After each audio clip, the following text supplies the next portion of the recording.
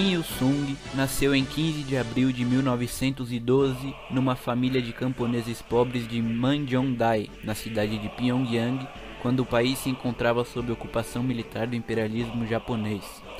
Na sua infância, Kim Il-sung recebeu influência patriótica e revolucionária de seus pais, quando tinha pouco mais de 10 anos de idade.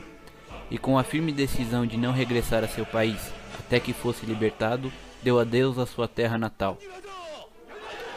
Em outubro de 1926, fundou em Huadian, no nordeste da China, a União para derrotar o imperialismo, na qual deixou claro que a Revolução Coreana deveria romper com a velha geração contaminada pelo servilismo às grandes potências e pelo dogmatismo e deveria traçar um novo caminho, o caminho da independência. Enquanto liderava a Revolução Coreana, Kim Il-sung descobriu uma nova verdade, segundo a qual os donos da revolução são as massas populares e que sua organização e mobilização levará a revolução à vitória. A revolução não deve ser feita mediante a aprovação ou a permissão de ninguém, mas sim por meio da própria responsabilidade das massas, e todos os problemas revolucionários devem ser resolvidos de maneira independente e criadora de acordo com a realidade do próprio país. Baseada em tais requerimentos práticos da Revolução Coreana, a ideia Juche nasceu como teoria em junho de 1930, na Conferência de Kowloon, no nordeste da China. Na mesma reunião, foi exposto que a revolução só se inicia, avança e triunfa com base no fuzil. Em virtude de tal orientação, foi fundado em abril de 1932 o Exército Popular Revolucionário da Coreia, como força dirigente da revolução. Sem contar com a ajuda do abastecimento estatal ou ajuda do exército regular, conduziu a luta armada anti-japonesa à vitória e libertou o país em agosto de 1945. Posteriormente à libertação nacional, Kim Il-sung levou a Coreia à construção de uma nova sociedade independente e a praticar uma nova democracia progressista ao estilo coreano. Em outubro de 1945, fundou o Partido do Trabalho da Coreia, força dirigente da sociedade coreana, e realizou reformas democráticas, como a reforma agrária e a nacionalização de indústrias importantes. Tendo tais transformações como base, estabeleceu em 9 de setembro de 1948 a República Popular Democrática da Coreia, primeiro país democrático popular do Oriente. Também no período posterior à libertação, Kim Il-sung reorganizou o Exército Popular Revolucionário da Coreia, como as Forças Armadas Regulares, que agora se chamariam Exército Popular da Coreia. Até hoje, o EPC é a poderosa força de defesa da nação. Esse foi um dos motivos-chave pelos quais a Coreia logrou a vitória histórica na Guerra de 1950 a 1953, desatada apenas 5 anos depois da libertação e menos de 2 anos depois da fundação da República. Sob a sábia direção de Kim Il-sung, o exército e o povo da Coreia se levantaram como um vulcão e impuseram aos Estados Unidos sua primeira histórica derrota, defendendo sua soberania e dignidade nacionais. Depois do cessar-fogo, Kim Il-sung apresentou uma linha de construção econômica que consistia em fomentar primeiro a indústria pesada e, simultaneamente, a indústria leve e a agricultura, rechaçando categoricamente a exigência exterior de entrada no bloco econômico soviético.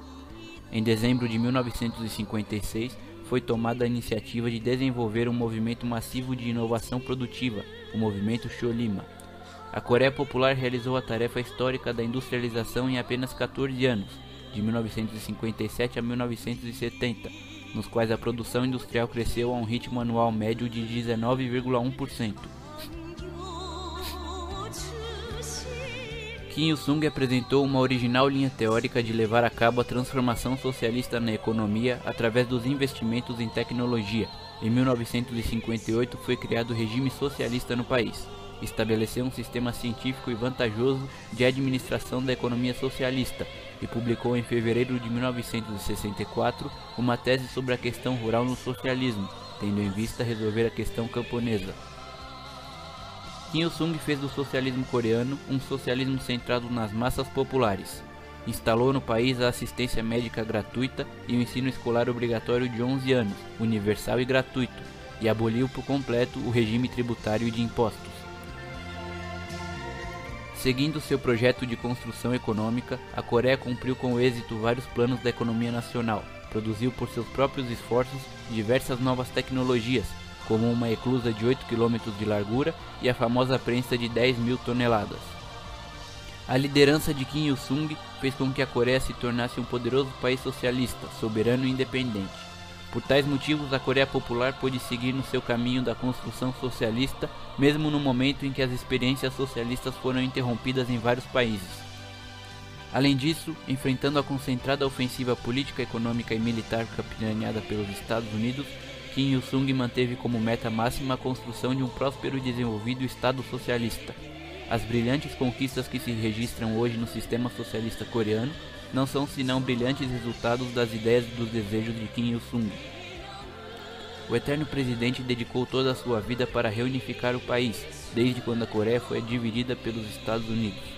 Considerou a reunificação do território nacional como máxima tarefa patriótica e apresentou os 3 princípios para a reunificação da pátria: o Programa de 10 pontos pela grande unidade pan-nacional e o Projeto para a fundação da República Confederal Democrática da Coreia, qualificados na RPDC como os 3 máximos documentos da luta pela reunificação do país e pedras angulares fundamentais na luta pela reintegração. Às vésperas de seu falecimento, em 8 de julho de 1994, assinou um importante documento a respeito da questão da reunificação. Abriu uma grande perspectiva na luta pela reunificação nacional. Kim Il-sung fez grandes contribuições não só à Revolução Coreana, mas também à causa da independência da humanidade, razão pela qual teve inegável prestígio entre círculos políticos internacionais e recebeu enorme respeito e veneração de personalidades progressistas. Muitas de suas obras publicadas, frutos de intensas atividades ideológico-teóricas, servem hoje de precioso estímulo político para revolucionários de todos os países. Durante toda a sua vida, Kim Il-sung se encontrou com mais de 70.000 estrangeiros provenientes de 136 países, e entre eles, chefes de Estado, líderes partidários e personalidades de diversos círculos políticos e sociais. Possuindo um enorme sentimento internacionalista, apoiou ativamente a luta de libertação nacional dos povos da China, do Vietnã, de Cuba e de vários outros países. Prestou desinteressada ajuda política e material a muitas nações na luta pela construção de uma nova sociedade. Kim Il-sung concebeu o projeto da independência mundial, orientando os povos que lutavam pela independência para que se unissem contra o imperialismo e as classes dominantes. Nesse sentido, contribuiu para o fortalecimento do movimento comunista internacional e do movimento dos países não alinhados. Seus memoráveis méritos e nobres virtudes comoveram muitas pessoas do mundo. Recebeu diversas ordens de honra, medalhas, títulos honorários de vários governos, partidos políticos, organizações sociais, empresas, cidades, centros universitários e institutos de muitos países, assim como de vários organismos regionais e internacionais. A cada dia 15 de abril é comemorado o Dia do Sol, em homenagem a seu nascimento, com uma esplêndida parada militar em Pyongyang e festejos por todo o país.